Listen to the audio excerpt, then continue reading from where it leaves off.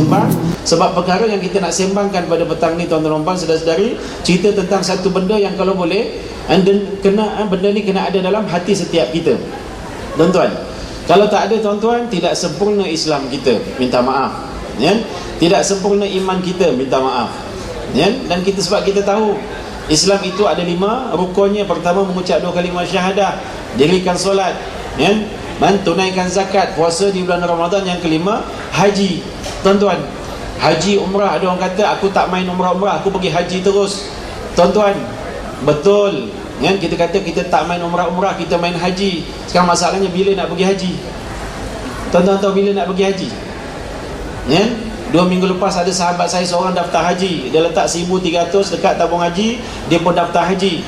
Dia baru nak sebut nak minta pergi tahun depan. Dia kata, cik, tutup mulut, tengok nombor keluar berapa. 2047. Tuan-tuan, ya? 2047. Sekarang umur kita berapa? Ya? Nak mencecah tahun 2047 tu berapa tahun lagi, tuan-tuan? Jadi sebab itu semua yang dirahmati Allah sekalian, bila cerita tentang haji ke, umrah ke, Mekah ke, Madinah ke, Arafah ke, Muzdalifah ke, tuan-tuan dan puan, ini satu benda yang kalau boleh kita sediakan hati kita, ya? Buka jiwa kita selapang-lapangnya, tuan-tuan dan puan. Jangan banyakkan alasan. Minta maaf, saya tahu orang sini tak ada alasan, tuan-tuan, tapi ada sebahagiannya beralasan. Bila nak pergi haji, bila nak pergi Mekah, bila nak buat umrah, nantilah, tunggu seru. Standard lah, tuan-tuan dan puan. Macam kahwin pula, bila nak kahwin, tunggu seru, kan? Apa cerita, tuan-tuan? Tapi ini jawapan standard, kan? Siapa nak pergi Mekah ke, pergi haji ke dan sebagainya, nantilah. Kalau dah sampai seru, sampai juga.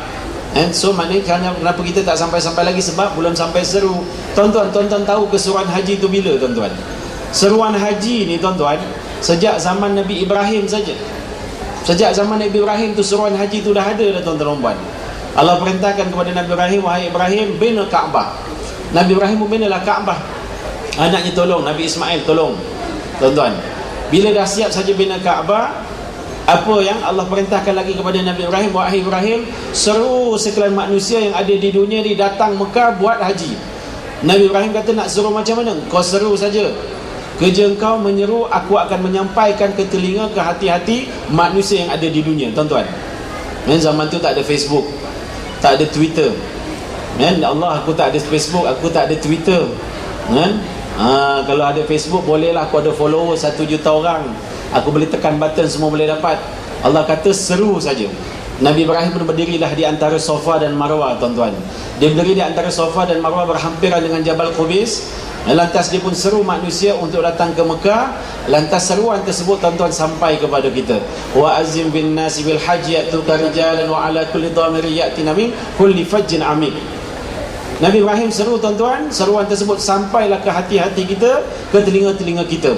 Lantas kita apa, tuan-tuan? Kita sambut seruan pergi Mekah, buat haji, buat umrah tu, tuan-tuan, sejak zaman Nabi Ibrahim lagi. Bila sampai dekat kita, kita sambut, labbaik Allahumma labbaik, labbaik la syarika lak labbaik, innal hamda wan ni'mata lak wal mulk la syarika lak. Ya Allah, kami datang padamu, ya Allah, kami datang padamu, ya Allah. So maknanya kita sambut, berusahalah untuk menyambut seruan tersebut, tuan-tuan.